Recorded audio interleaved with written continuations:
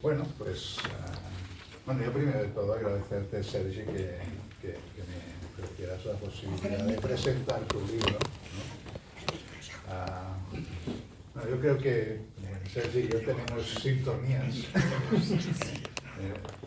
Digamos que Sergi y yo, ya aprovechando un poco para hablar del libro, creo que vemos en tu juventud, porque ahora ya tenemos una edad que nosotros ya podemos contar batallitas de jóvenes, ¿no? Lo tengo yo. Entonces, fijaros que cuando digo esto, lo digo porque mientras leía el libro yo empecé, pues, a rememorar algunas cosas de cuando era joven. Sí, utilizamos eso. Sí, vale la pena el micrófono, ¿creéis? Sí, porque puede haber gente más los demás. Espera, yo lo pongo en marcha, espera. Vale, ya está. Hola. Sí. Sí, de cuando... ¿Se oye? Se oye bien, sí. De cuando... Tú estás ahí, se te oye. De cuando era joven. Cuando digo joven, es muy joven, ¿eh? Es decir, os cuento esta historia y veréis cómo la ligo con el libro. Que es cuando yo tenía 16 años, empecé a estudiar biología. Y en aquel momento yo era, un claro fichaje del equipo de los polímeros, ¿eh? Estaba fascinado por las ecuaciones físicas, por el equilibrio termodinámico, por la bioquímica, ¿eh? Me fascinaba el código genético y la diversidad biológica y la teoría de la evolución. Por lo tanto, yo en aquel momento estaba muy fascinado con esto y ya en esa edad la cosa humana yo la definía como el fangal humano. ¿Eh? Las complicaciones, los líos. Y ahora, claro, yo fascinado por la armonía y el equilibrio del mundo científico, ¿no? Pero como suele pasar a veces, pues hubo algunos hackers que me empezaron a introducir en cosas que yo no contaba, ¿no? Entonces yo tenía un amigo que estudiaba filosofía, con el cual de cuando en cuando manteníamos discusiones, yo como buen científico y él como buen filósofo. Y un día, así de buenas a primeras, va y me dice: mira, te dejo este libro que te puede interesar. Entonces cogí el libro y vi unos ojos muy intensos, un mostacho muy poblado, un individuo que se llamaba Friedrich Nietzsche, y el libro era Si habló Zaratustra. Y todo y que tenía 16 años, y supongo que es un libro que necesita, luego lo he releído varias veces, pero me tocó por dos motivos. Uno, por su prosa, esa prosa intensa, poética, esa fuerza que destilaba, que era una cosa que no había visto tanto en las ecuaciones. Y entonces, esto... No, es cierto, me llamó mucho la atención, pero me llamaba más la atención, es como que me sentía imprecado por ese libro, es como si me dijera: Jaume, ¿tú qué? Bueno, esta fue el primer, digamos, cachete, ¿no? El primer hacker que se introdujo en el equipo apolíneo, ¿no? Más adelante, que esas cosas que a veces pasan, como diría Jung, sincrónicas, no sé por qué, me paré a leer un artículo del periódico que hablaba de unos filósofos que eran los trascendentalistas norteamericanos, David Thoreau, Ralph Waldo Emerson, y por allí se citaba un tal Walt Whitman, que había escrito un libro que se llamaba Hojas de hierbas, que era, bueno, lo dejaban allí, y dije: bueno, vamos a ver eso de Hojas de hierba. Otro gran golpe en el equipo apolíneo, ¿no? Desde aquel momento soy un entregado a Walt Whitman, y de nuevo otra vez esa cosa de la palabra cargada de alma, cargada de vida, de intensidad. Y entonces esto empezó a poner en jaque ya más las ecuaciones, la bioquímica y todo este asunto, ¿eh? Y os cuento ya la tercera cosa, y eso lo liga con el libro de Sergi, y es que, y esto sería largo de contaros porque fue un acontecimiento de lo más raro que he vivido, pero el tercer encuentro, que ya fue determinante, fue que de una manera, yo os digo, muy extraña, conocí a Ernesto Sábato, el escritor. Cuando yo conocí, no a él personalmente, pero empecé a que compré un libro por error y era de Ernesto Sábato, se llamaba Hombres y Engranajes. Era todo un conjunto de aforismos, etcétera, etcétera, que empiezo a leer los aforismos y pensaba que alguien me estaba hablando directamente a mí. En aquel momento ya tenía 19 años. Y lo que más me sorprendió es que Ernesto Sábato, a los 31 años, era físico atómico, que trabajaba en la Universidad de París, en el laboratorio de Marie Curie, y que de repente lo dejó todo para ponerse a escribir literatura y relacionarse con los surrealistas. Claro, eso me dejó como decir, ¿cómo sale de un sitio y se va a algo tan distinto, ¿no? Entonces os cuento todo esto porque paralelamente ya empezó a gotear muchas infecciones. Me cayó el malestar de la cultura de Freud, luego ya leí a un hombre, se llamaba Anthony Storr, que hablaba de Jung, y ya la cosa se empezó entonces ya a liar seriamente. ¿Verdad que acabé biología? Pero os cuento todo esto porque la cosa de Ernesto Sábato, de esa cosa del físico que deja la física para entregarse a la literatura, para entregarse a la reflexión también filosófica, porque aunque no lo era, la desarrolló, es algo que creo que estos episodios que os narro luego han determinado casi toda mi trayectoria vital. O sea, toda mi trayectoria vital ha sido como ir poco a poco intentando integrar una dimensión científica de la que no reniego, porque es obvio que se aprenden cosas y que tiene su sentido. Lo que sobra a veces es una cierta soberbia científica. Por otro lado, integrar algo que luego ha sido para mí fundamental, la literatura, la poesía, integrar, antes yo te decía que soy, en temas filosóficos soy un advenedizo, porque he leído erráticamente, pero todo lo que he leído siempre me ha sido significativo. Les cuento todo eso porque el libro de Sergi, cuando yo lo leía, decía, este libro se agita en mi mano, ¿no? Es como se mueve, ¿no? Y lo digo porque es un libro que agita un poco, porque igual que os decía que cuando leía Nietzsche, el libro decía, me sentía imprecado en la cosa esa, que Nietzsche la podría haber dicho perfectamente, ¿y tú qué? Leyendo a Sergi, oía mucho esa agitación, que creo que todos los que lo leáis, sea el momento vital que sea, porque eso nos afecta en todo el ciclo de la vida, es como si el libro de Sergi nos dijera, ¿y tú qué? ¿Y tú qué? Por el libro de Sergi tiene dos cosas que me han emocionado, sobre todo porque también le conozco, que es, no da soluciones fáciles, no lo pone fácil, pero es que nadie ha dicho que la vida sea fácil. Y empezar a entender esa cosa de quién soy yo, que esto nos atabala mucho, los que nos dedicamos a nuestra profesión, de qué sentido tiene la vida, de qué es eso de la libertad, que a veces parecen palabras que ya se han desgastado y que no tengan importancia y siguen siendo palabras fundamentales para encarar un momento vital que es trascendental. En ese sentido, el libro me ha encantado porque lo he visto, bueno, tú me corriges si la filosofía como las grandes preguntas, ¿no? Como las grandes propuestas, y además Sergi lo ha planteado como una cosa que en nuestro modelo terapéutico es fundamental, que es el mundo de las polaridades, de los opuestos, Es decir, por un lado tenemos A, por el otro tenemos B, y luego, digamos, una gran parte de nuestro trabajo terapéutico y humano es encontrar los puntos de equilibrio que se pueden mover entre A y B dependiendo de las circunstancias vitales que nos toca asumir, ¿no?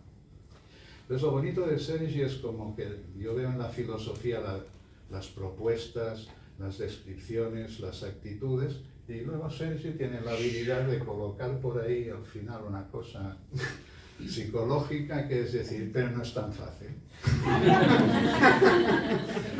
Señores, no es tan fácil. Yo siempre lo he dicho, yo cuando empecé a leer, no sé, aquellas cosas que os diré yo de el crecimiento personal, que luego ya me conocen, la gente me conoce y yo digo, los que vienen a hacer crecimiento personal no saben que vienen a hacer de crecimiento personal. Es decir, como que el libro de Sergi, en la más bonita tradición de lo que podríamos llamar una psicoterapia existencialista, es un libro de grandes preguntas que muchas veces ya hemos perdido el hábito de hacernos, y sin embargo son las que más nos ayudan a vivir. Es decir, plantearnos qué es ser libre, plantearnos qué sentido tengo, plantearnos cómo estoy viviendo, el tiempo que estoy aquí. Es una pregunta importante. Esta, los gestálticos la tenemos muy clara, ¿no? Es decir, fijaros, yo ya también otra vez ya me vuelvo cuando hacía la mili con Lanza, la cosa esa leía, era muy de moda el libro de las tesis de Don Juan, de Carlos Castaneda. Y una cosa que de las muchas que leí, esa me quedó siempre como, dijo, llama con atención a esto, ¿no? Que decía, aprende a vivir sabiendo que llevas la muerte en tu lado izquierdo, ¿no? Que eso entroncaría con todo el tema de la muerte, ¿no? Como decir, señores, aquí estamos el tiempo que estamos, podéis tener fe, podéis creer en lo que queráis, pero aquí vamos a estar el tiempo que estamos y hay que tener muy claro cómo lo vamos a vivir esto. Porque si no es como pasar por aquí y adiós muy buenas. Por lo tanto, el libro de Sergi plantea continuamente estas interrogantes y las plantea poniéndonos a Nietzsche, que te atraviesa todo el libro, es decir, lo cual dije, mira, otro tocado por Nietzsche. Pero ahí va saliendo poquito a poquito todo. Incluso yo eso no lo puedo evitar, me gusta mucho relacionar las cosas, tengo un espíritu sintético. Le veía hablar de la libertad y luego lo relacionaba con el capítulo dedicado a la culpa.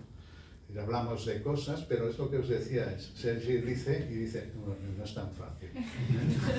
¿Queréis ser libre? ¿Cómo os libraréis de la culpa? ¿Queréis ser libre? ¿Cómo asumiréis la responsabilidad que implica ser libre? ¿Queréis ser libre? ¿Cómo os comprometeréis? Porque la libertad no es potencial, es cinética, por decirlo de una manera. Y así todos los capítulos podéis dejaros tocar, porque da igual que tengáis 20, 30, 40, 50, los que ya tenemos tú y yo, poco brontosáuricos, y que precisamente a veces lo hablamos con Jerry, por la edad que tenemos, nos tocan especialmente algunas de estas preguntas. También porque nos guste o no, bueno, tenemos más cerca el yuyu de la muerte, Y por lo tanto, también bien utilizado, o por lo menos a mí eso me motiva bastante, es decir, bueno, Jaume, el tiempo que queda, que vos fe, tendríamos a Nietzsche diciendo, ¿y tú qué? Por lo tanto, el libro de Sergi tiene esta virtud. A veces hay este prejuicio a priori de decir, uy, filosofía, ¿me entiendes?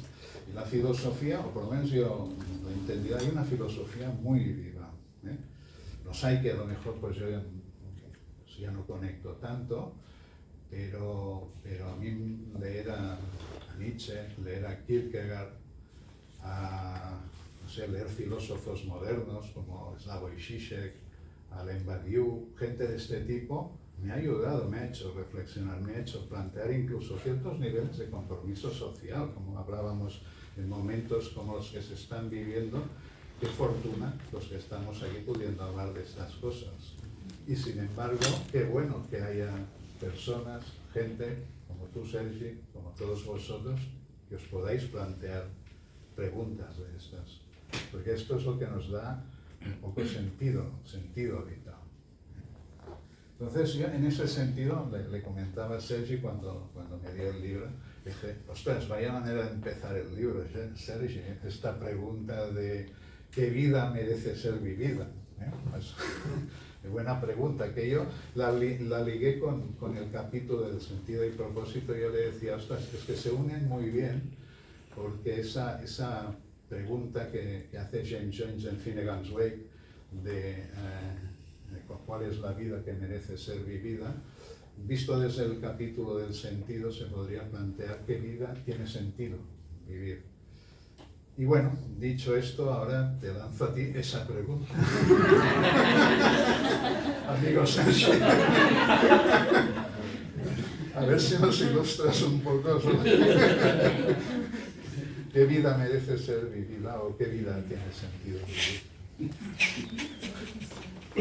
Bueno, primero quisiera agradecer, antes de ir al sentido de la vida, agradeceros mucho la presencia de todos vosotras que estáis aquí. La verdad es que ha sido muy emocionante, ¿no? Ver gente de diversos lugares, de diversos ambientes, coincidir, ¿no? Es muy emocionante, muy bonito, ¿no? Agradecer también a Lisi Duquestal, ¿no? Que nos ha cedido este espacio para poder hacer este acto, y agradecer a la editorial también, que ha confiado en mí para poder hacer este libro, y agradecerte mucho a ti, Jaume, esta presentación que me ha parecido, bueno, abrumadora, o sea, caray, no sé, pero muchas gracias. Mario en general. Sí, muchas gracias. Y claro, me va a hacer esta pregunta, la pregunta por el sentido, ¿no? Claro, y es la pregunta que es el último capítulo del libro, justamente, y claro, yo justamente en ese capítulo no doy una respuesta a cuál es el sentido. Yo hablo en este capítulo de que podemos hablar de un sentido general, un sentido metafísico de la existencia, ¿no? ¿Qué sentido tiene todo esto que está aquí? Digamos, esta pregunta que se han hecho los filósofos desde el principio, ¿no? Ya desde el principio de la filosofía, ¿no? Esta pregunta por decir, bueno, ¿y por qué hay algo y no más bien nada? O sea, esa sería la gran pregunta metafísica, ¿no? Pero claro, yo tampoco he querido entrar en este aspecto más, podríamos decir, abstracto y metafísico, sino ir más un poco al sentido personal. ¿Qué sentido, qué propósito puede tener nuestro paso por el mundo, como decía Joan, nuestro paso efímero, ¿no? Hay un capítulo, el primero, que habla de la impermanencia, justamente, citando al gran filósofo que habla de este asunto, que fue Heráclito, ¿no? Cuando nos decía, no, es que todo es transitorio, o sea, la vida es como un río, todo fluye, estamos aquí y cada instante es un instante irrepetible en un camino hacia algo que tendemos hacia la desaparición, ¿no? Entonces, esa impermanencia, claro, nos lleva a pensar, bueno, ¿y qué hago yo en este tránsito por esta vida, ¿no? Entonces, claro, la gente que tiene una respuesta, podríamos decir, metafísica a esto, pues lo tiene bastante fácil, ¿no? Y la vida, ¿qué sentido tiene? Bueno, pues la persona que pueda ser creyente, la persona, bueno, pues tiene una respuesta, ¿no? Seguir un orden, digamos, que se supone que está preestablecido. Para los que no tenemos la suerte o la desdicha, no lo sé, de tener esta respuesta ya hecha, nos la tenemos que construir nosotros. ¿Qué sentido le damos a esta existencia? Entonces, no es fácil, evidentemente, y la respuesta la tiene que dar cada uno. Yo creo que vale la pena también relacionarlo con la idea de la creatividad. Es decir, ¿qué sentido tiene la vida? Pues venir aquí a crear algo, a dar algo, a ofrecer algo a la vida, ¿no? Nuestro paso por el mundo, ¿qué dejamos? Hay una referencia que hago también en el libro a Dante, cuando en su visita al infierno, ¿no? Acompañado de Virgilio, pues antes de entrar en los diferentes lugares del infierno, ¿no? Antes de entrar incluso ven unas almas que están allí en las puertas del infierno, ¿no? Y Dante le pregunta a Virgilio, bueno, ¿y estas almas qué son? Y dice, bueno, estos no les hagas ni caso, pues son personas que no han hecho nada en la vida, digamos, que no han aportado nada, ¿no? Digamos que han pasado sin pena ni gloria, por decir algo, ¿no? Estos no tienen ni siquiera acceso al infierno, por decir algo, están allí. Claro, dicho así es un poco duro, ¿no? Porque decir, realmente, pero creo que esta idea, ¿no? De Dante, la comedia, algo nos dice, es decir, vale la pena pasar por la vida sintiendo que algo dejamos aquí. Y cada uno tiene que sentir qué es lo que deja, ¿no? No hay una respuesta. Para algunas personas puede ser dejar a los hijos. Bueno, pues su paso por el mundo queda, digamos, reflejado en su tránsito, ¿no? Pues haber criado los hijos. Pero eso es una manera, ¿no? puede haber muchas maneras, pero siempre tenemos que ver qué podemos dar, qué podemos crear, qué podemos aportar, ¿no? Y esta yo creo que es la gran pregunta que todos debemos hacernos, que dejamos aquí. Y también la pregunta sería, quizá cuando lleguemos al final de la existencia, cuando lleguemos al final de la vida, yo creo que mirar hacia atrás y hacernos la pregunta, decir, ¿ha valido la pena este viaje? Entonces, claro, si la respuesta es, pues sí, ha valido la pena. Y cuando decimos ha valido la pena, yo creo que vale la pena también, vale la redundancia, entender que evidentemente cuando algo vale la pena es que hay una pena también. Es decir, que la vida no es todo maravilloso, no es todo fantástico. En la vida hay malestares, dolores, hay insatisfacciones, pero ¿ha valido la pena todo eso? Es decir, hemos hecho algo que nos haya dejado un cierto pozo de satisfacción. Yo creo que esa es la pregunta que todos deberíamos hacernos, ¿no? Y por eso este libro pues, no te va a dar una respuesta, pero sí te va a decir, plantéate, ¿está valiendo la pena la vida que estás llevando? Esta vida que estás aquí transitando. Bueno, esa sería un poco la cosa. No sé si os he respondido mucho, pero o más bien dejo ahí un montón de interrogantes, pero sí. No, yo recogiendo eso que dices, yo participo plenamente de lo que dice Sergi. Yo, digamos, las cuestiones del sentido metafísico y todo eso, he dicho, esto es muy complicado para mí. Pero bueno, Sergi, ya sabes de mi admiración por Jung. Y en Jung encontré dos respuestas que con el tiempo me han dado satisfacción. Yo decía una cosa muy importante, que es que para un ser humano es muy importante encontrar su propio sentido. ¿Qué sentido quiero que tenga mi vida? Es decir, ¿dónde yo siento que en el tiempo que voy a estar aquí, lo que estoy haciendo tiene sentido?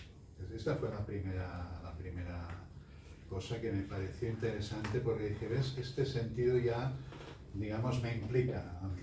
Es decir, esto ya es algo que me toca más a mí, de decir, bueno, otra vez, ¿y tú qué? Creo que es la gran virtud del libro de Sergi, es este ¿y tú qué? ¿No? Por lo tanto, pues,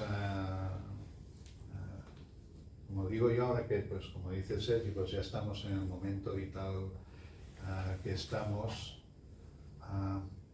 claro, esa cosa de qué sentido tiene mi vida lo he encontrado mucho en dos dimensiones, sobre todo, ¿no? En la profesión, mi profesión como psicoterapeuta.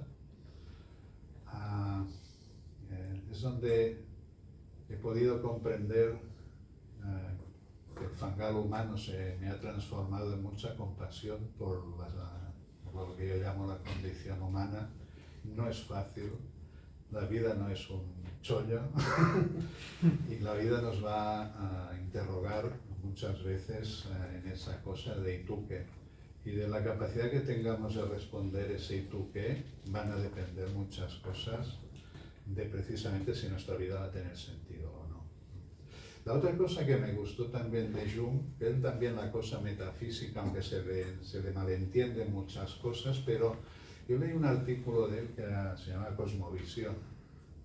Lo que venía a decir es importante que encuentres una explicación o que te satisfaga, ¿no? Y eso también ha sido importante para mí. A veces hay quien me pregunta a mí, oye, tú espiritualmente, ¿tú qué? Y yo digo, bueno, espiritualmente pues muy simple, muy sencillo, ¿no? Me parece, con el tiempo me doy cuenta y agradezco que lo que he vivido me haya dado esta oportunidad de que es un milagro estar aquí. De repente estar aquí con vosotros, compartiendo, yo soy un forofo de la montaña, poder vivir la intensidad de estar vivo es lo que me satisface, lo que me da sentido y lo que me explica qué pinto aquí, ¿no? Y en eso Jung dijo una cosa que me parece determinante, que es decir, la vida puede ser un absurdo o puede ser un sentido. Y lo que hagamos con la conciencia va a tener mucho que ver a dónde vamos a ir a parar, en el absurdo en el sentido. En ese sentido yo creo que la propuesta de Sergi de decir ocúpate de tu sentido, da igual que también tengas un sentido metafísico, en todo caso ocúpate también de tu propio sentido. Me parece un tema importante en este asunto, ¿no?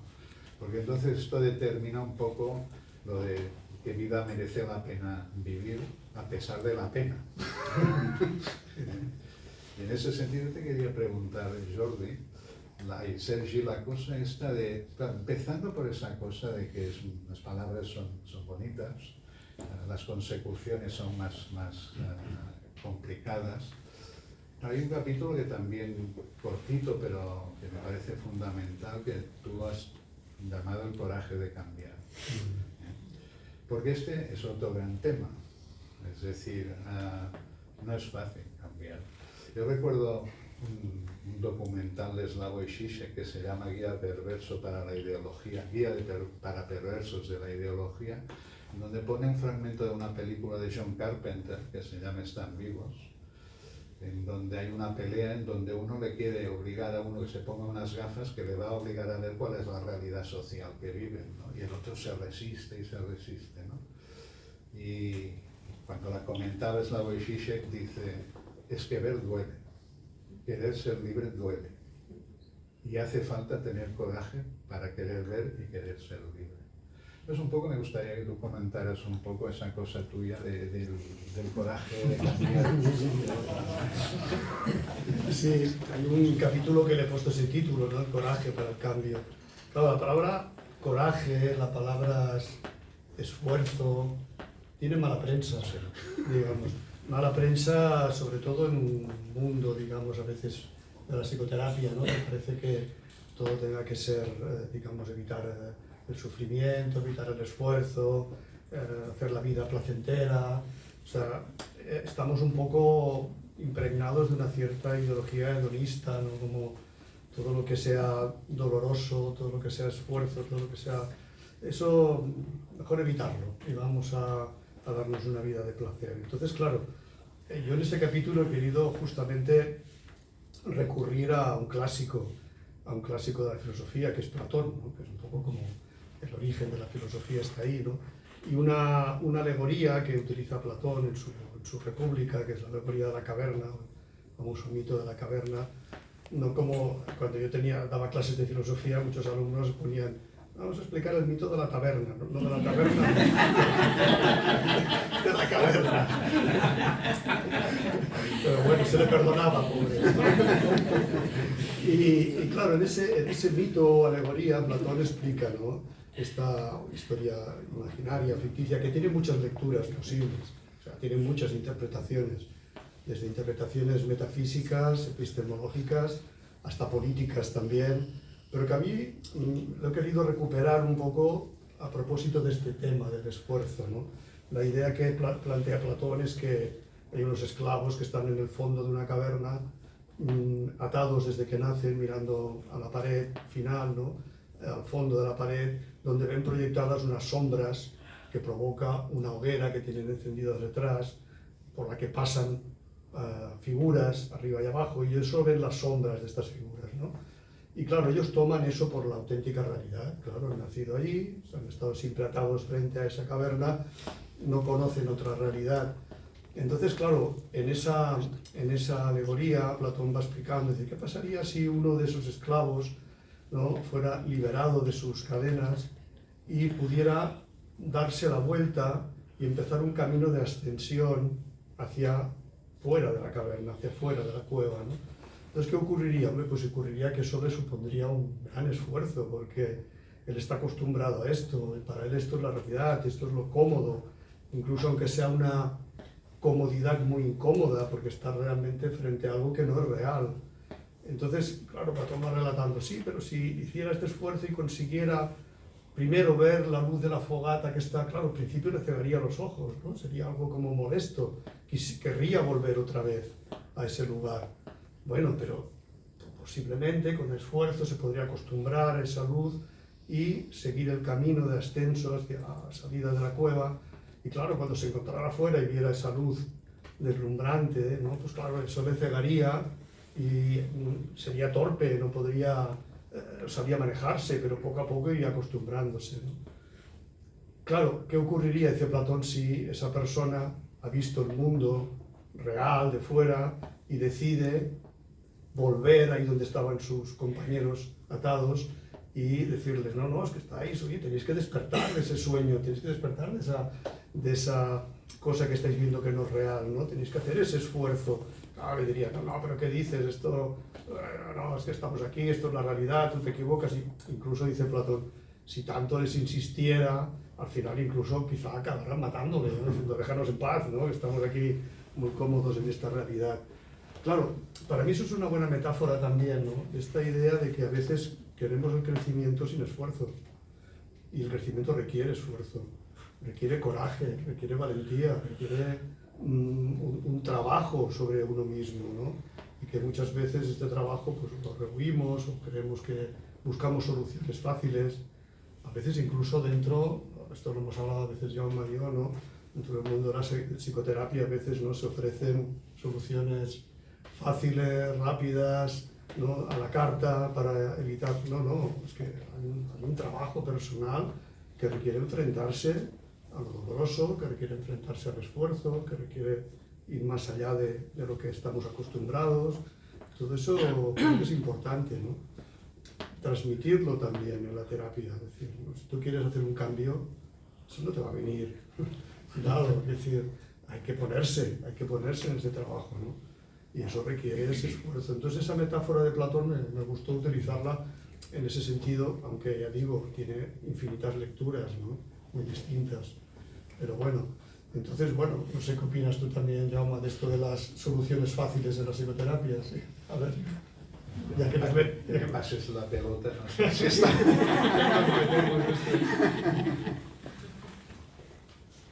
No, yo totalmente de acuerdo. Yo a veces comento con Sergi que a veces se presenta a alguien a terapia con la famosa frase de dame herramientas. Es decir, yo siempre tengo ya la respuesta estándar, que es decir, mira, quizá antes de darte herramientas hay que leerse el manual del usuario, ¿no? La cosa es, pero bueno, vamos a ver quién es el que lo va a usar, para qué lo quiere usar. Por lo tanto, yo diría que en ese sentido podríamos, porque ahí entramos ya en un tema de discusión más de modelos psicoterapéuticos. Claro. Digamos, podríamos dividir así en grandes digamos, palabras, es la psicología clínica y lo que es un modelo más de una psicoterapia existencial, que no es que sean ni mucho menos opuestas, pueden ser complementarias si hay tiempo para hacerlas complementarias, ¿no? Es evidente que una cosa es tratar a alguien que viene con una hipocondría y tal y cual, o con un trastorno obsesivo-compulsivo, y la otra es a veces gente que llega a terapia con una ansiedad que no sabe ni por qué está ansiosa, o con una ansiedad porque no tiene ningún síntoma clínico pero la vida no le funciona, o como muchas veces se va viendo en los procesos terapéuticos, una cosa que luego ahora te pasaré la pelota, que sería esta cosa de, claro, hablamos mucho de la libertad y el gran obstáculo para ser libres, más allá de los elementos sociales, somos nosotros mismos. Y eso es una cosa que es una cosa que en el trabajo de Sergi aparece cuando os digo, él va diciendo y luego no es tan fácil, ¿no? Porque, claro, una cosa es poderme quitar un síntoma, no es lo mismo que quitarme una creencia rígida, ¿eh? No es la misma cosa, porque una creencia rígida me está determinando toda mi vida, si no la atiendo, ¿eh? Me puedo quitar un ritual, me puedo quitar la hipocondría, pero si no abordo ciertas cosas, mi vida sigue siendo afectada, y eso hay terapeutas, bueno, ya Freud definió aquello famoso de la compulsión a la repetición, pero luego, digamos, llegó Eric Berne, de análisis transaccional, creó el famoso tema del guión de vida que nos atañe a todos. Si no ponemos atención, repetimos. ¿Cuántas veces, no, Sergio, en terapia, cómo es que voy a parar a la misma pareja siempre? o cómo es que en los trabajos siempre acabo saliendo mal parado, una y una y una y otra vez. Por lo tanto, diríamos que, claro, hay una psicología más sintomática y ese tiene el sentido que tiene. En cambio, salirse de conceptos más como el guión de vida, la rigidez de un carácter, cómo afrontamos aquello que de nosotros mismos evitamos porque nos da miedo ver nuestra propia vulnerabilidad, nuestra propia fragilidad. Claro, eso es otro planteamiento, eso es una aproximación terapéutica distinta. Una es más clínica, evidentemente la otra es más existencial. Entonces, esta requiere mucho el coraje de ver qué factores limitantes están trabajando en mí para que repita, para que me entrabanque, para que me pasen las cosas que me pasen. Y no es fácil querer ver eso, igual que no es fácil a veces querer ver la dimensión chunga que todos tenemos, lo que Jung llamaría la sombra. De todo eso, eso que llamamos yo, que es otro tema interesante, a Dios esto no le hace mucha gracia. Es conservador, se queda ahí, y en ese sentido, como decías tú, a veces es más fácil vivir en la cueva que nos dé la luz, ¿no? Y en ese sentido es curioso, pero ir hacia la luz y que nos dé la luz es cuestión de coraje. Yo he querido también, a propósito de esto, ¿no? en el capítulo este sobre el coraje, citar a un poeta latino, Horacio, que me parece muy significativo, ¿no? Cuando en unas palabras de una de sus poesías de Horacio dice: la dolencia del alma te consume, quien bien empieza, la mitad ha hecho. Atrévete a ser sabio, empieza, que quien de vivir bien aplaza el tiempo, imita al aldeano que esperaba para pasar un río a verle seco, y el río aún corre o correrá por siempre. Es decir, ¿cuántas veces esperamos, ¿no?, para pasar un río que el río esté seco? Y bueno, pues empieza, o sea, empieza a cambiar, o sea, empieza a actuar, ¿no? Muchas veces las personas vienen a terapia y como esperan que le dé solución y dicen, bueno, pues ponte, o sea, yo a veces me ocurre, ¿no?, internamente, no suelo decirlo, pero a veces me ocurre internamente que delante de un grupo así, a veces me dan ganas de decir, oye, pero chicos, es que, a ver, o sea, poneros, o sea, estamos aquí dándole vueltas, ponte, actúa, empieza a cambiar, da el primer paso, atrévete, porque si no, difícilmente van a venir los cambios, ¿no? Sería un poquito esta idea, esta necesidad de poner ese esfuerzo de voluntad también, ¿no? Aunque repito, es algo que está un poquito mal visto, esto de la voluntad también, ¿no? Pero bueno, vamos a darle. No, yo creo que esto es fundamental. Yo insisto en ese tema, porque yo creo que un poco ese intento de ser un poco más conscientes de nosotros, eso implica ser consciente de quién soy yo, porque si no soy consciente de quién soy yo, menos voy a ser consciente de quién es el otro, que es un gran problema de nuestra sociedad actual, ¿no? Unos niveles de narcisismo importantes. Y por lo tanto yo creo como que ese trabajo un poco de intentar poner conciencia es una cosa que también, en momentos también como los actuales es fundamentales, nos permite adquirir más criterio, de poder filtrar más las cosas que hoy en día estamos recibiendo, que sabéis que hay una cantidad de información, eso que ahora llaman así tan interesantemente las verdades alternativas, para decir las mentiras que llaman realidades alternativas. Esto. Es decir, afinar con uno es afinar con nosotros y afinar con el mundo, y eso nos permite adquirir criterio, discernimiento, y eso creo que ya es una gran aportación, no solo para nosotros mismos, sino para nuestras relaciones y para el mundo en el que vivimos, ¿no? Entonces yo también, aprovechando esto, te quería hacer otra pregunta, que esta también es otra de estas preguntas, porque claro, hablamos un poco de todo esto de hacer camino, de poner conciencia y todo eso, y nos tropezamos en aquello de quién soy yo, esa cosa del yo. ¿Qué es eso de yo? Y claro, aquí hay muchas posiciones, las que tú vas citando, de David Hume, por ejemplo, Claro, si nos vamos más en lo moderno, tenemos a todos los filósofos de la mente hoy en día, Daniel Dennett, que ya falleció, a David Chalmers, ¿no? Gente que trabaja sobre la filosofía de la conciencia y te hablan que el yo es una ficción, que el yo es un símbolo, pero que no es tal. ¿Tú cómo lo ves?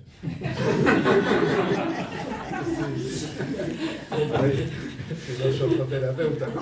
Es un tema, claro, es un tema evidentemente muy complejo, ¿no? Tú has citado todo el tema tema de la conciencia, ¿no? ¿Qué es la conciencia? Este es el gran asunto sobre el que están neurocientíficos, filósofos, en fin, ¿dónde reside aquello que hace que seamos nosotros, ¿no? Que podamos identificar quién soy yo? Entonces, claro, yo no he querido meterme en profundidad tampoco a esto, porque me parece que es algo que excede mis capacidades, obviamente, ¿no? Pero sí como poner un poco en cuestión, por lo menos, esa idea del yo que tenemos, ¿no? Cuando decimos quién soy yo, ¿qué estamos diciendo en realidad? ¿No? Y entonces he aprovechado un poco la filosofía de David Hume, un filósofo escocés del siglo XVIII, que entre otras se le conoce un poco como uno de los padres, por decirlo de una manera, de la filosofía empirista británica, ¿no? Esa filosofía que sobre todo se basaba en la idea de que todo lo que está en nuestra mente necesariamente tiene que haber pasado previamente por los sentidos. Es decir, cualquier contenido mental es un contenido que hemos adquirido a través de la experiencia. Y ahí viene la idea de empirismo, viene del griego empeiria, que quiere decir experiencia. Entonces, ese filósofo, David Hume, lleva este empirismo a un nivel radical, por decirlo de alguna manera. Entonces, claro, él dice, a ver, cuando decimos yo, ¿qué estamos diciendo en realidad, no? Cuando yo digo... Hume dice, claro, cuando yo miro hacia adentro y veo mi yo, lo único que veo es estados diferentes que se van sucediendo. Ahora estoy triste, ahora estoy contento, ahora pienso una cosa, ahora pienso otra, ahora tengo un recuerdo. Siempre son impresiones, que llama él, concretas, específicas, pero nunca tengo, por más que yo intente mirar hacia adentro, una impresión de eso que llamamos yo. Porque si tuviera una impresión del yo, sería una impresión que tendría que ser constante a lo largo de toda mi existencia. Y claro, eso no existe. Es decir, ¿qué tengo que ver yo cuando me miro dentro con el niño que tenía 1 año, con el niño que tenía 10 años, incluso con lo que me ocurría hace un rato? Es decir, hace un rato he tenido unas emociones, yo estaba muy nervioso por llegar aquí, ahora estoy más tranquilo. Bueno, a todo eso parece que le atribuimos como una sustancia que sería ese que llamamos yo, que puede estar tranquilo, que puede estar nervioso, que puede estar contento, que puede estar enfadado. Pero claro, dice, tío, esto no es más que una suposición. En realidad no tengo una impresión del yo. Entonces, claro, esto que puede ser muy discutible, no podemos discutir, yo lo he intentado aprovechar un poco también ligándolo con la idea budista, que el budismo también de alguna manera, aunque yo ya digo en el libro que todo lo que son filosofías más orientales, ahí mi desconocimiento es mayor y solo lo cito un poco de pasada, pero el budismo también cuestiona la propia existencia de un yo sustancial. Entonces, claro, recoger esa idea creo que nos sirve para un poco cuestionarnos esto, poner en cuestión nuestra propia identidad. ¿Quién soy yo en realidad? ¿No? Eso que estoy tan convencido de que soy, esas creencias, como decía antes Jaume, ¿no? Que están tan arraigadas en mí. Bueno, pues eso quizá podemos ponerlo en cuestión. Entonces podemos entender que ese yo no es más que una construcción que yo he hecho y que como tal construcción puedo cuestionarla, y ahí se me abre la posibilidad de un cambio también, de dejar ciertos aspectos ya repetitivos míos, entrar en otros nuevos, es decir, flexibilizar mucho más esa idea que tenemos de nuestro propio autoconcepto, ¿no? Que hemos ido desarrollando al cabo del tiempo. Entonces, claro, dice Hume, ¿qué es lo único que fundamenta la idea del yo? La memoria. Tenemos recuerdos. Y claro, esos recuerdos es lo que constituyen. Claro, yo debo ser ese que recuerdo, pero claro, también los recuerdos son construcciones. La mayoría de nuestros recuerdos también son cosas que hemos construido, no son tan exactos. Entonces, bueno, cuestionémonos un poco esta idea. Simplemente la idea del capítulo era este, ¿no? y abrámonos un poco más a poder flexibilizar nuestra propia autoconcepto, nuestra propia identidad. No sé si estás de acuerdo con esto. Sí, sí, sí. No, yo sí, una nota particular añadir que a mí lo que me resultó muy clarificador, paradójicamente, fue uno de esos aforismos lapidarios de Lacan, que decía: yo es el otro. Yo es el otro. Los que nos dedicamos a esto sabemos que estamos configurados por los aprendizajes que recibimos de nuestro entorno familiar, de nuestro entorno social, y en el fondo yo cuando leí esta frase dije: ah, mira, ahora ya sé quién soy yo, soy los otros. Entonces pude cuestionar si quería ser lo que me dijeron que fuera los otros, ¿no? Entonces, parece interesante. Yo no soy tan en este sentido, digamos, de si el yo existe o no. Yo creo que el yo es un proceso y que somos algo en cada instante, pero somos algo en cada instante que podemos revisar, que podemos ver, que nos podemos cuestionar, y eso hace que el yo sea una dinámica de proceso, ¿no? Bueno. También tiene que ver esto un poco tangencialmente con el tema de las creencias. Sí. En el sentido de que también aquí Hume, ¿no?, habla de que de alguna manera nuestra mente, por algún motivo, tiende a pensar que aquello que ha sucedido se va a seguir repitiendo. Y entonces desde ahí anticipamos, ¿no?, y ahí fundamentamos nuestras creencias. Las cosas que han sido de una determinada manera, nuestra mente tiende a pensar que seguirán. Y entonces hay una anécdota que me gusta siempre explicar, que cuenta Bertrand Russell, filósofo inglés del siglo XX, que habla del pavo inductivista, ¿no? Un pavo no en el sentido de una persona, sino un bicho, pavo. O sea, un pavo de verdad, de esos que tienen plumas, digamos. Y le dice pavo inductivista porque, claro, el inductivismo es la manera que tenemos los seres humanos de acumular experiencias puntuales, concretas, y a partir de esas experiencias concretas y puntuales tendemos a establecer deducciones generales, ¿no? Entonces dice, claro, ese pavo nace en una granja un día de enero y ve que un señor viene por la mañana y le pone comida y agua por la mañana.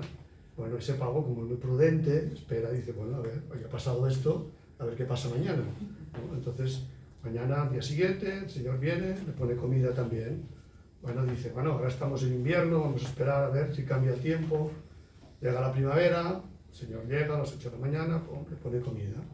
Y dice, bueno, esperemos a ver si hace calor. Llega el verano y le pone comida a las 8 de la mañana. Entonces ya, cuando ya ha pasado mucho tiempo, que era prudente el pavo, nos anticipaba, decía, bueno, ya está, ya puedo estar seguro de que ese señor vendrá cada día a las 8 de la mañana y me pondrá comida. Y esa deducción la hace justo el día de Navidad. Entonces, claro, llega el día de Navidad y viene ese señor y le corta el cuello, lo pone en el horno y tal. Entonces, creo que es muy interesante porque, es decir, nuestro cerebro tiende a esto, a pensar, va a seguir sucediendo lo mismo, se van a repetir las cosas y fundamentan nuestras creencias. Es decir, bueno, cuestionémonos esto, las cosas porque hayan pasado determinadamente no van a seguir ocurriendo necesariamente. Bueno, quería reflejar un poco esta anécdota que tiene que ver un poco también con Hume, porque Hume dice que todas nuestras ideas se fundamentan en la costumbre. La costumbre es la guía de la vida humana, dice Hume, ¿no? Nos hemos acostumbrado a cosas y entonces, bueno, creemos que van a seguir siendo así, pero no necesariamente, ¿no? No seamos pavos, ¿no?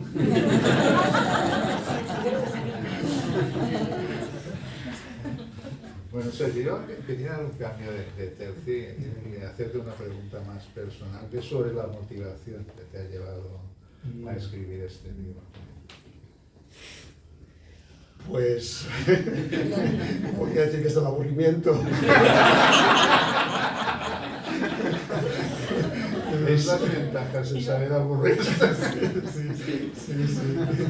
No, yo hace ahora como 3 años que escribí ese manual de Gestalt que algunos conocéis, y cuando hice la presentación me dijeron, bueno, ¿y qué vas a escribir ahora? Y en aquel momento dije, mira, tengo una terraza, he plantado 2 árboles, tengo 2 hijos y he escrito un libro, digo, no me pidáis más, ya está, ya he cumplido. Digamos, pero bueno, esas cosas que se dicen, como decía Hume, y luego al final no son así. Y bueno, sí, yo creo que también es una fase de la vida, ¿no? Que tenemos más tiempo, que no estamos tan constreñidos por el trabajo, por tener que... Y entonces desde ahí, pues, con esas ganas de decir... Sobre todo para mí era... Yo estuve 33 años dando clases de filosofía en institutos, ¿no? Luego empecé con el mundo de la terapia y al principio, cuando hacía las 2 cosas, tengo algunos viejos compañeros aquí de instituto, ¿no? Cuando compaginaba las 2 cosas, claro, pensaba, bueno, doy clases de filosofía, está bien, me gano la vida con esto también. De hecho, era mi profesión primera, ¿no? Luego incorporé lo de la terapia, pero al principio eran como 2 cosas muy disociadas, ¿no? Bueno, clases de filosofía, la terapia, la formación, el Gestalt, pero poco a poco me fui dando cuenta de decir, a ver, yo cuando me di cuenta de que cuando daba clases de filosofía y ya estaba haciendo terapia, era como si entendiera mejor la filosofía. Pues dije, hombre, pues ahora entiendo esto. Ahora, porque sí, yo podía explicar a Nietzsche, podía explicar a Schopenhauer, podía explicar a Kant, quien sea, pero decir, claro, pero esto no puede ser que sea una cosa tan abstracta y tan rara, ¿no? Que ya lo es, porque los alumnos me miraban con unas caras a veces, me está contando este, ¿no? Pero claro, pensé, sí, pero claro, lo que dice Nietzsche no son cosas que se refieren a la vida. Y pensé, bueno, me di cuenta de esto, ¿no? Luego me di cuenta de que cuando hacía terapia o hacía formación, pensaba, ostras, hay muchas ideas, ¿no? Que parece que sean nuevas, ¿no? de la psicoterapia, libros de Gestalt, pero si esto ya está dicho en realidad. O sea, hace 2000 años ya lo decía. O sea, con otras palabras, con otro lenguaje. Entonces, ahí pensé, ostras, vale la pena unir estas 2 cosas, ¿no? Y luego para mí fue muy importante un autor que yo siempre, los que me conocéis, ya sabéis que siempre lo recomiendo, ¿no? Que es Irving Yalom, este psicoterapeuta americano, que claro, es un psiquiatra, ya muy mayor, todavía vive, pero es muy mayor, psiquiatra, psicoterapeuta, pero que en sus libros, en su práctica, él incorpora muchos elementos de la filosofía.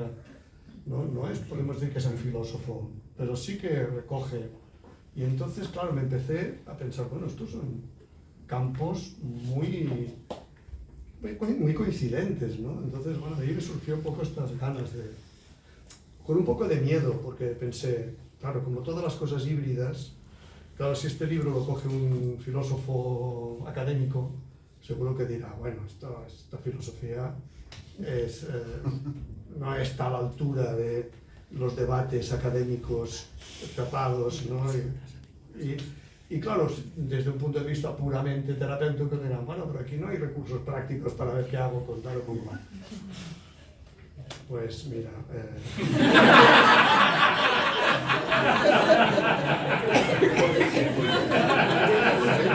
Mira, ahora esto es interesante. Déjame que me ponga de Gestalt. Mira qué.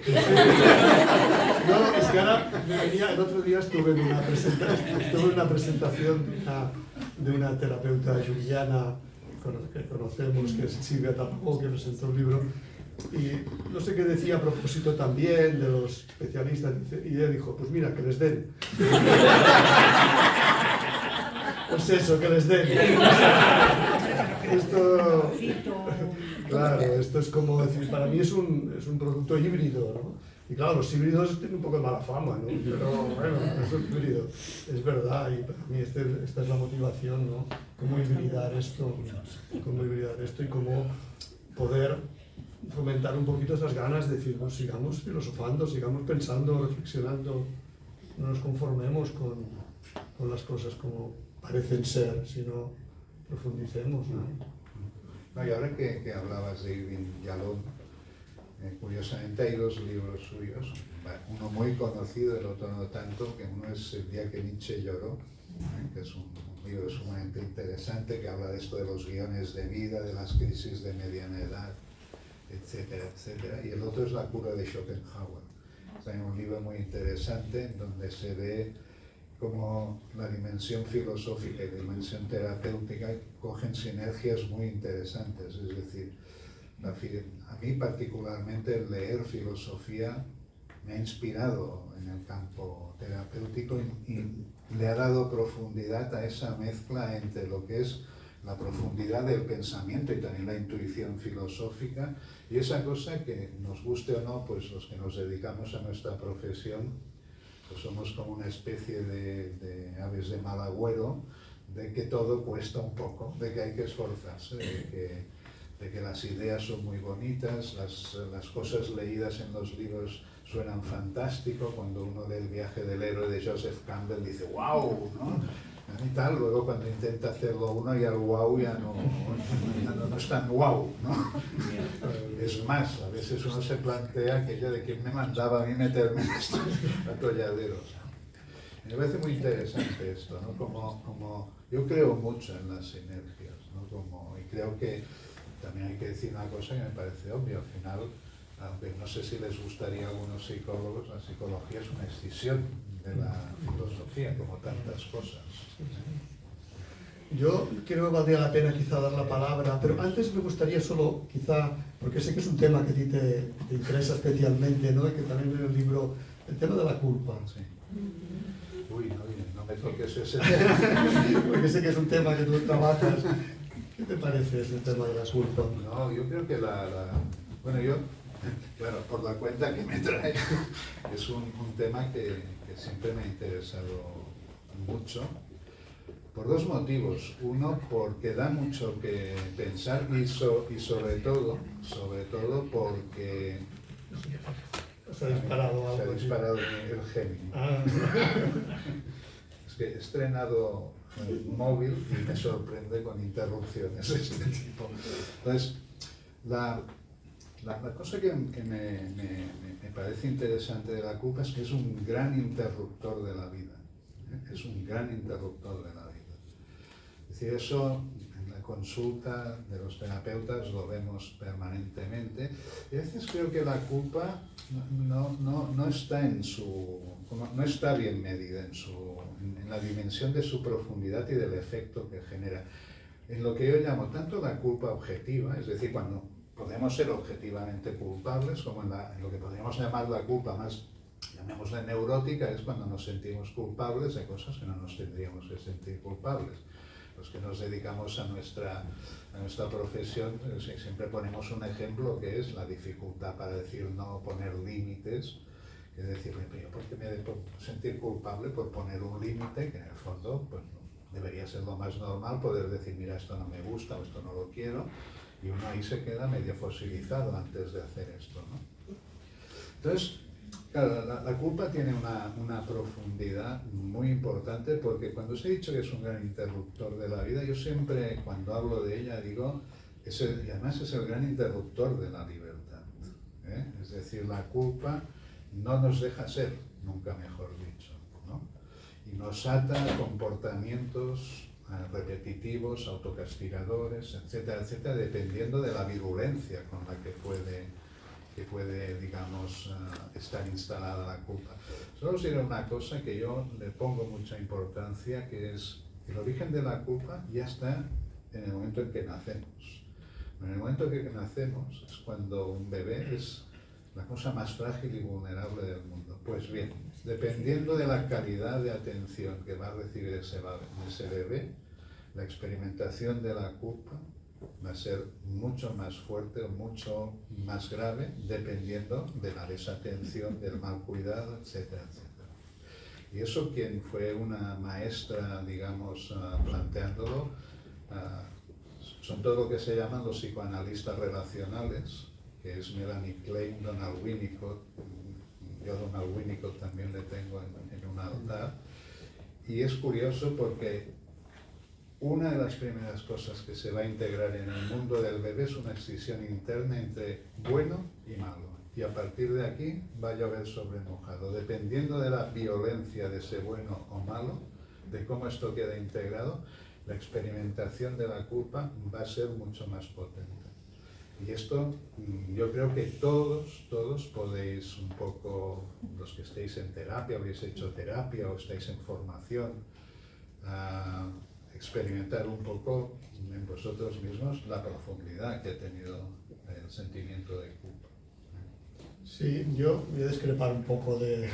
no, discrepar no, en el sentido de que todo esto sí comparto contigo, pero hay algo que cuando venía para acá estaba pensando también en la culpa. Claro, también es una de esas cosas que tiene muy mala prensa, digamos, ¿no? Parece que nos queramos librar de la culpa, pero claro, venía pensando, bendita culpa, ojalá nuestros gobernantes tuvieran un poquito más de culpa, claro, de la gente que dirige el mundo, ¿no? Hay algo de una culpa que también es necesaria, digamos, en el sentido de poner ciertos límites a nuestro egocentrismo, a nuestro narcisismo, a nuestra insensibilidad para con el dolor ajeno.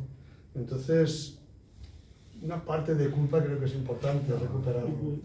Y entonces yo pienso, ojalá Trump tuviera, Netanyahu, Putin, Xi Jinping tuvieran un poquito más de sentimiento de culpa, ¿no?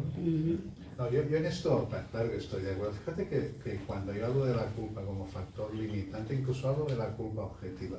Yo participé, hablando de la culpa, en una mesa redonda en Sant Joan de Déu. Y allí había una psicóloga de prisiones que era encargada de trabajar con las personas que estaban allí encarceladas, por decirlo de una manera, ¿no? Yo recuerdo que salió un tema que yo también planteaba en mi charla, que es evidentemente cuando no hay sentimiento de culpa, esto ya es harina de otro costal. El problema es que una vez yo soy declarado culpable de algo, que soy culpable, el problema es cómo voy a manejar ese sentimiento de culpa. Entonces es muy interesante porque los dos coincidimos en la importancia de dónde nos vamos a enraizar. ¿En el remordimiento o el arrepentimiento? El remordimiento es la versión neurótica de la gestión de la culpa, el no hallar paz, no hallar suficiente castigo que me libre del sentimiento de culpa. En cambio, la elaboración a través del arrepentimiento es la capacidad que tengo de conmoverme con el daño que he causado, sentir compasión hacia aquel a que le he causado daño y poder ir allí y decir, lo siento, puedo reparar, puedo hacer algo. Esto creo que sí que es muy importante, es decir, que incluso cuando hacemos hechos culpables, nos sentimos que somos culpables, el camino ese que diferencia el entrar en la vía del remordimiento, que viene a ser el castigo sin fin, o la vía del arrepentimiento es el camino de la reparación y la aceptación. Eso sí que me parece importante. Claro, pedirle a Putin triunfo, toda esta gente de sentimiento de culpa, me parece que sería un milagro. Sí, y luego también en mi libro he querido también recuperar a Yalom con una idea también de la culpa, quizá que no se habla tanto, que es lo que él llama la culpa existencial, que es decir, aquella culpa que ya no es tanto la culpa por el daño que podamos infligir a otros, sino la culpa con el daño que nos hemos hecho a nosotros mismos. Es decir, esta cosa de, un poco en relación a lo que hablábamos al principio, es decir, ¿qué pasa cuando sentimos que hemos desperdiciado nuestra vida, que no hemos hecho todo lo que podíamos hacer con nuestras posibilidades? Ese arrepentimiento, digamos, que puede llegar, ¿no? Que es una culpa que tiene que ver más con cómo nos hemos tratado nosotros mismos. Y eso creo que también es importante ver esa faceta, ¿no? De la culpa y que no se convierta en lo que tú dices, ¿no? en una especie de pasividad frente a esto, sino al contrario, es decir, bueno, frente a esta verdad que se me pone delante, ¿qué hago para redimirme a mí en este caso, ¿no? También de mi propia desatención? Sí, como es esta cosa de que con la culpa es muy interesante poder entrar en la vía que es lo del arrepentimiento, y qué capacidad tengo para salirme de la acusación permanente a tener la capacidad de decir qué puedo aprender, qué voy a aprender de ese error que he cometido.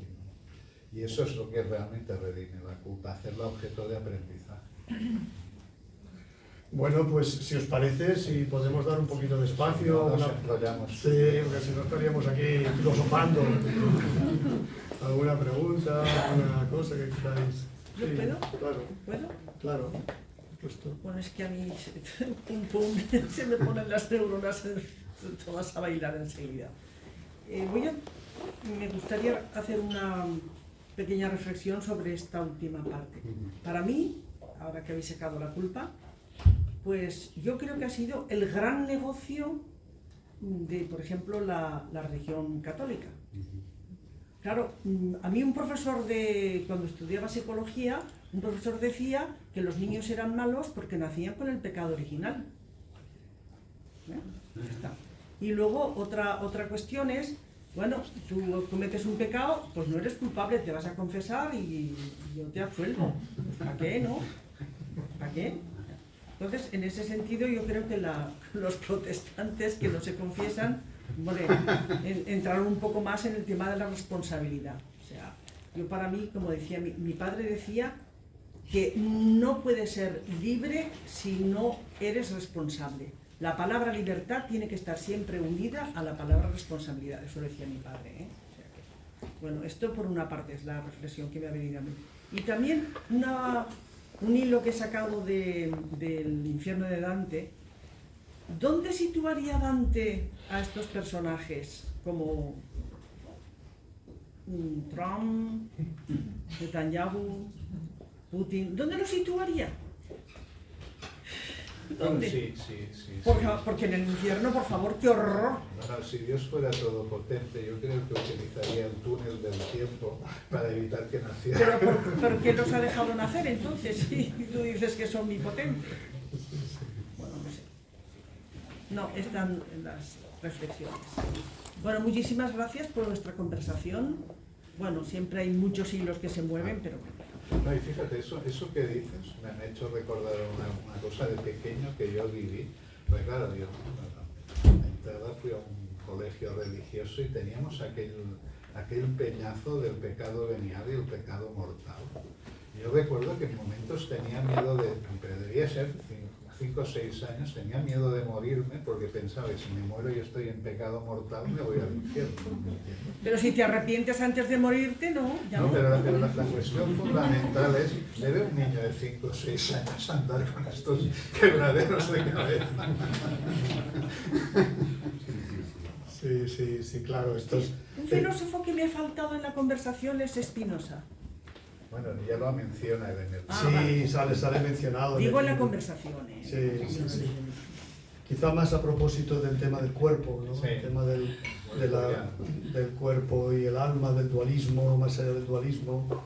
Y bueno, sí, claro, ahí hay unas citas, unas referencias a Spinoza como uno de los primeros filósofos quizá, ¿no? Que combaten esta idea dualista tan presente en nuestra cultura, que viene ya desde Platón y continúa con el cristianismo, esta idea de que somos un cuerpo físico mortal y somos un alma inmortal, escindida, distinta, que no solamente está escindida, sino que además hay una sobrevaloración y un desprecio del cuerpo en nuestra cultura, digamos, judeocristiana y platónica también, ¿no?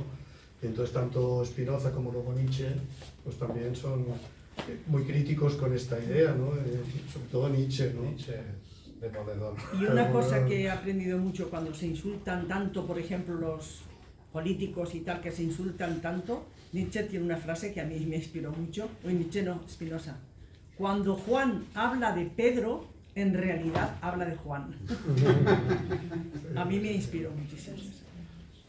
Nosotros le llamamos proyección.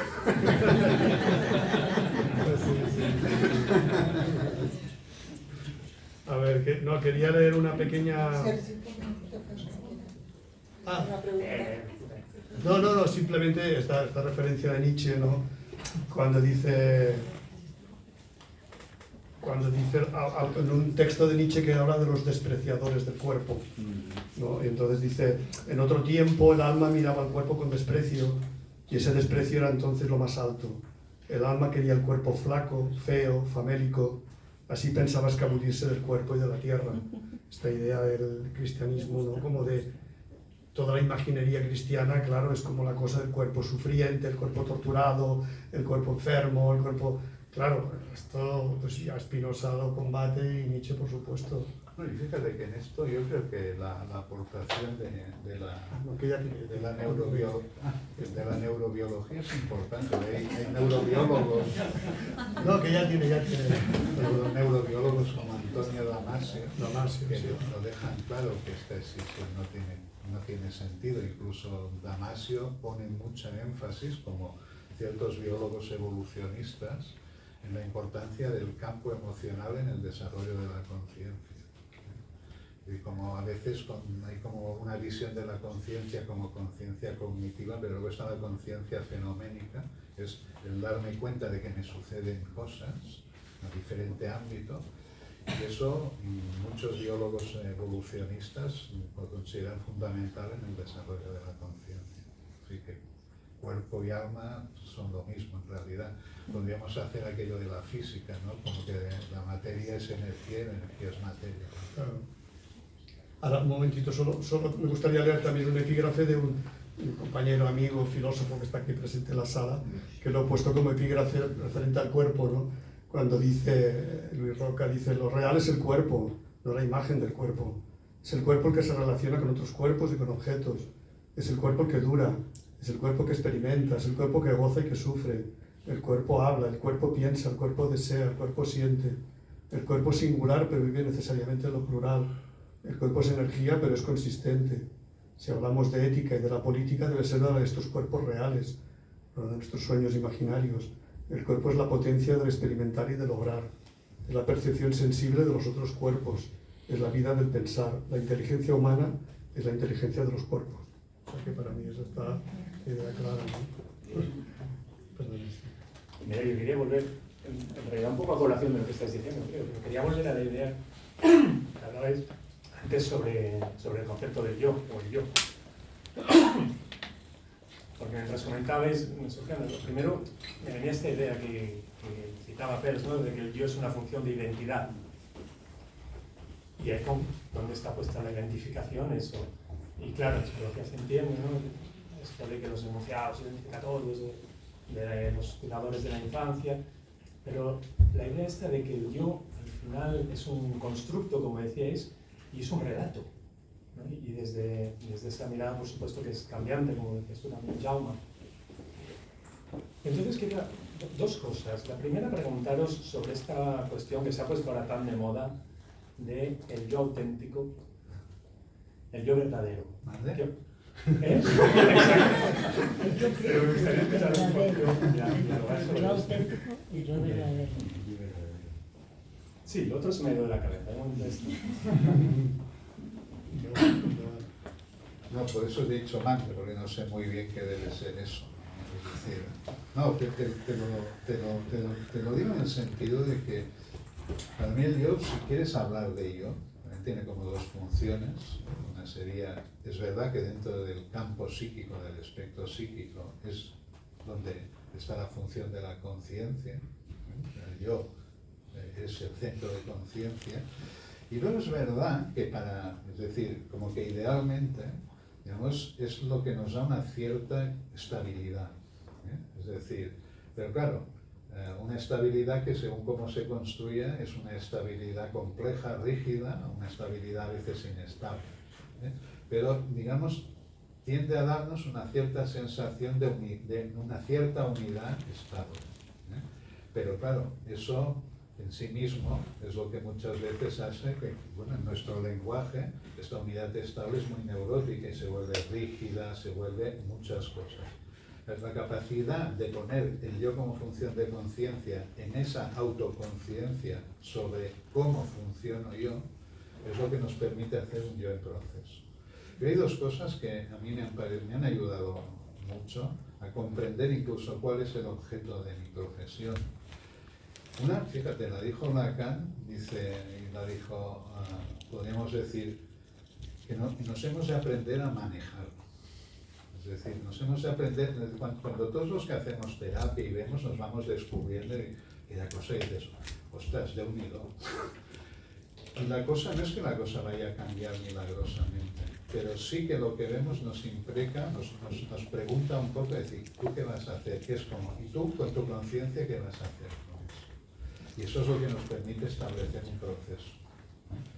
Y la otra, si la quieres ver más psicodinámica, sería una cosa que también aprendí de Jung, que es decir, el yo hay situaciones en las que ha de parar y dejarse influir, por lo que él llamaría el inconsciente. Es decir, dejarse modelar. Eso tiene sentido realmente. Pero digamos, el yo lo que tiene para mí es una función de conciencia y un estabilizador. Es decir, nos intenta dar coherencia. Que la coherencia sea coherente es otra historia. Sí, y quizás desde un punto de vista más, podríamos decir, filosófico, Leibniz hablaba de la apercepción, que sería ¿qué sería el yo? En realidad, esa capacidad que tenemos ciertos seres humanos, probablemente algunos animales también, aunque no sabemos, de percibir que percibimos. Es decir, cualquier animal, incluso una máquina, es capaz de percibir. Es decir, capaz de tener impresiones, recibir impresiones del mundo exterior y según esas impresiones moverse o actuar de acuerdo con eso. Pero claro, hay una capacidad bastante específicamente humana, o en todo caso parece ser que algunos animales también, de percibir que estoy percibiendo. Y eso es que me da, en cierta manera, identidad. Soy yo quien está percibiendo esta sala. Entonces, claro, de ahí busca esa estabilidad que decíamos y bueno, desde ahí, a partir de ahí, pues bueno, podemos construir todo lo que queramos, neurótico o sano, y eso ya dependerá, pero es un poco esta idea, ¿no? de la percepción que llamaba Leibniz. Fíjate que cuando decimos esa cosa de la capacidad que tengo de poner la conciencia a autoobservarme, diríamos que en términos de conciencia entras en eso, lo puedes llamar así, que es la conciencia reflexiva. Es decir, que la conciencia reflexiva no es pensar, es decir, es pensar, sentir y sentir el cuerpo. Entonces, realmente una buena percepción es la que integra los tres centros. Pero para eso hay que aprender, que no es tan fácil, a reflexionar. Sí, claro, como decimos en Gestalt, hay el darse cuenta externo, el darse cuenta interno y está el darse cuenta intermedio. Que es lo que pone de relieve es qué capacidad de afinamiento en conciencia reflexiva tenemos.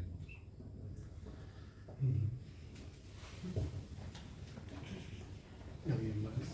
Muchas gracias.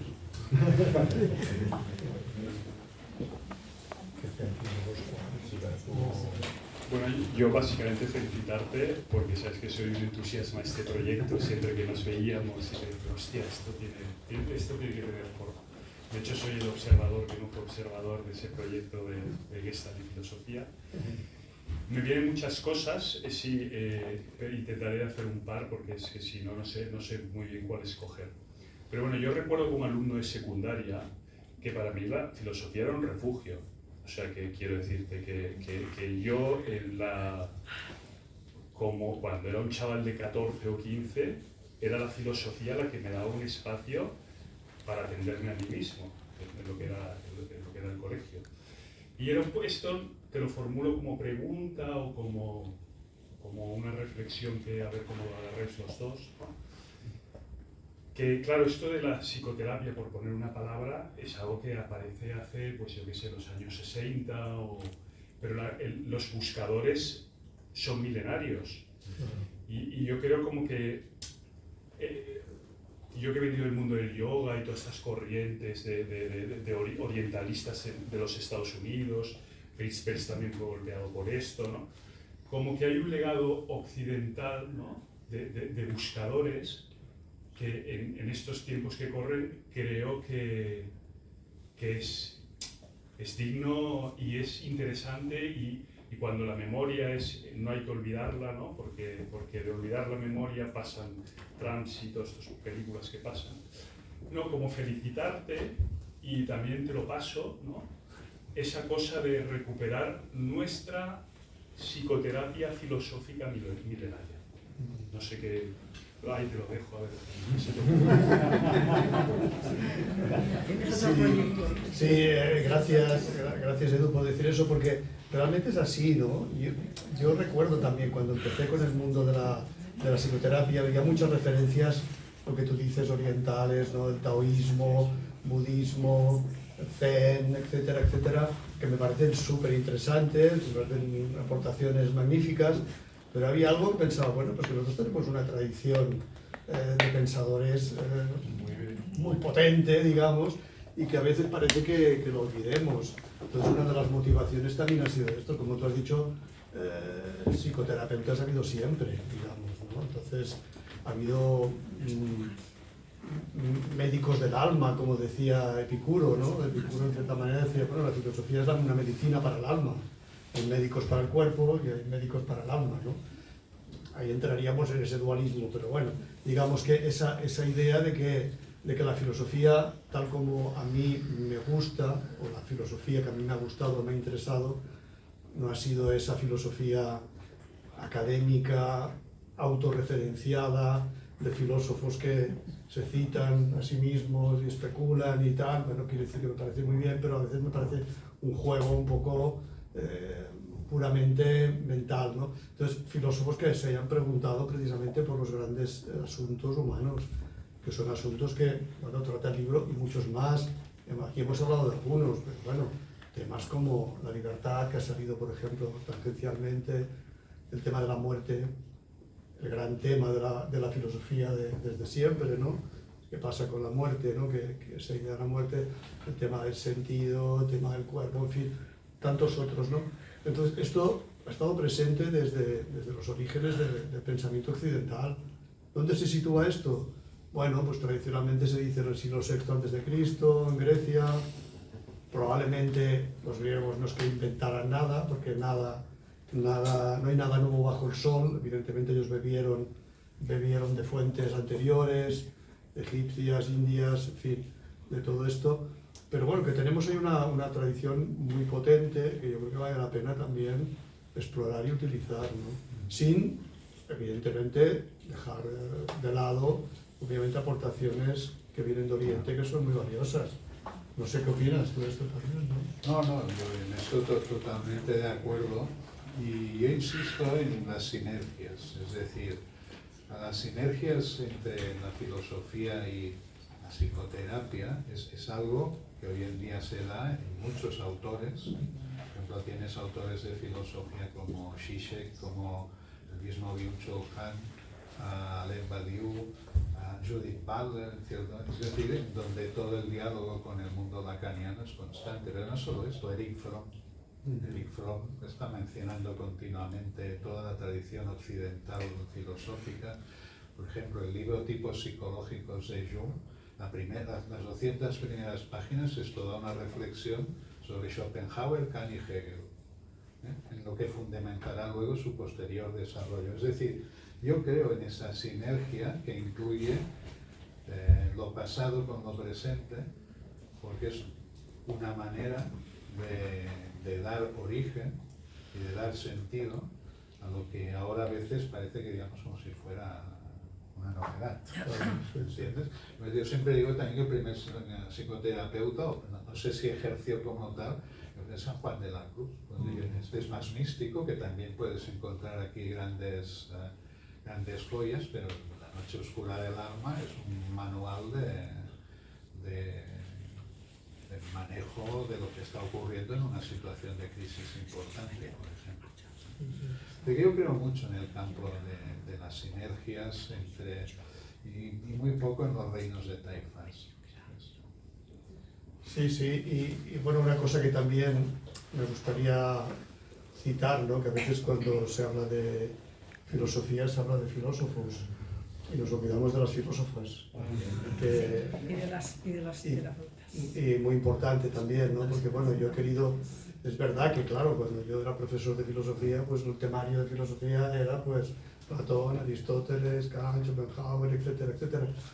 Pero bueno, he querido poner en el libro también referencias a filósofas muy importantes, ¿no? De nuestro... María Zambrano. Los dos no sé. Claro, María Zambrano, que para mí es un modelo también de esa integración, cuando antes ha empezado el Jaume con lo del apolíneo y lo dionisiaco, como esa idea de una filósofa, es que claro, no sé si llamarla solamente filósofa, poeta, escritora mística, yo qué sé, pero que con su concepto de razón poética, ¿no? Intenta buscar justamente esa síntesis entre lo que sería lo racional y lo que sería lo poético, que en este campo de lo poético pues pondría todo lo que tiene que ver con lo más dionisíaco de la existencia, ¿no? Entonces, bueno, filósofas como Simone Weil, ¿no? Por ejemplo, Hannah Arendt. Grande, sí, ¿no? Sí, gran Simone Weil, que a mí me gustan mucho algunas ideas de Simone Weil, sobre todo cuando... Es que Simone Weil es un personaje fascinante, porque vivió ¿cuántos años?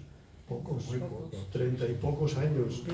Y una vida intensísima, ¿no? Y esta idea que tiene ella del cuidado, la importancia del cuidado, ¿no? Del sabernos cuidar, ¿no? Y esta idea de la importancia de trascendernos también. Es decir, Simone Weil insiste mucho en la cosa de decir, bueno, a veces vivimos en un mundo encerrados en nuestra burbuja, ¿cómo somos capaces de trascendernos nosotros mismos, entregándonos a los demás también, ¿no? Entregándonos al servicio de los demás, ¿no? Y me parece fascinante también estas filósofas, no sé qué... No, fíjate que ahora cuando hemos hablado de María Zambrano, que a mí que me gusta la poesía, escribir, no sé si la escribo tan bien, pero bueno, hacer algo hago, pero leerla es un encanto, ¿eh? Cuando habla de la razón poética, cuando habla de lo que podríamos llamar el filósofo más de tendencia generalista, unionista, y el filósofo como el poeta que ve la cosa más en la diversidad, en la flor, en el árbol, es decir, lo dice de una manera tan bonita que es precioso. Y luego, hablando de sinergias, María Zambrano tiene 2 libros dedicados a reflexionar sobre el campo de los sueños. Y la verdad es que aprendí mucho de lo que ella dijo. Se nota mucho la influencia de Jung pero las aportaciones que hace son de primer nivel, cosas que a mí ni se me habían ocurrido. Esas miradas que a veces sinérgicas que vienen de otros campos, es que son de una riqueza increíble. No podemos renunciar a eso. Hay una pequeña cita que hago de María Zambrano, que bueno, me gustaría leerla cuando habla de esto, ¿no? De vivir poéticamente. ¿Qué significa vivir poéticamente? ¿No? Claro, es como cada uno lo puede interpretar a su manera, ¿no? Pero dice María Zambrano, la poesía es pura contradicción. El amor en la poesía anhela la unidad y se revuelve contra ella. Vive en la dispersión y se aflige. Llora por lo que no quiere dejar y se rebela contra lo que le salvaría. La poesía es la conciencia más fiel de las contradicciones humanas, porque es el martirio de la lucidez, del que acepta la realidad tal y como se da en el primer encuentro, y la acepta sin ignorancia, con el conocimiento de su trágica dualidad y de su aniquilamiento final. No sé, es como un canto, ¿no?, a vivir de este modo poético, ¿no? Sí. Es maravilloso. Bueno, ¿alguna pregunta más?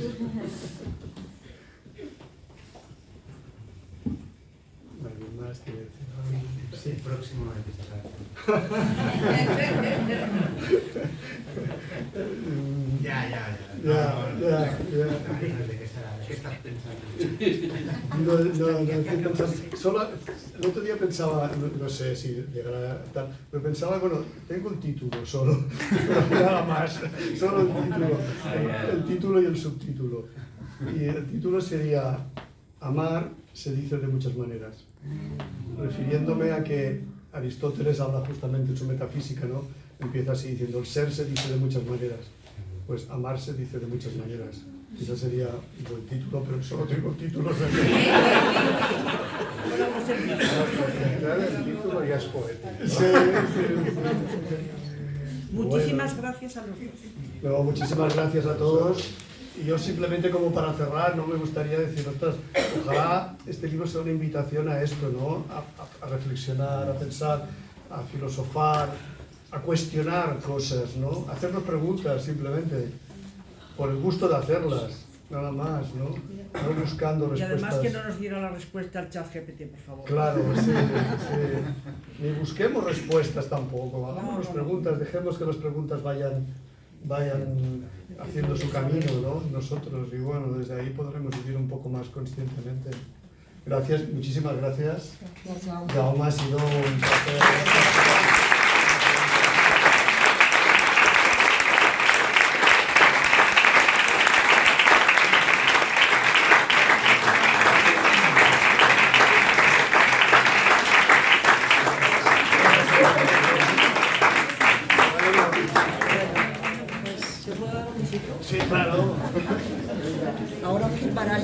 sería ya. Sí,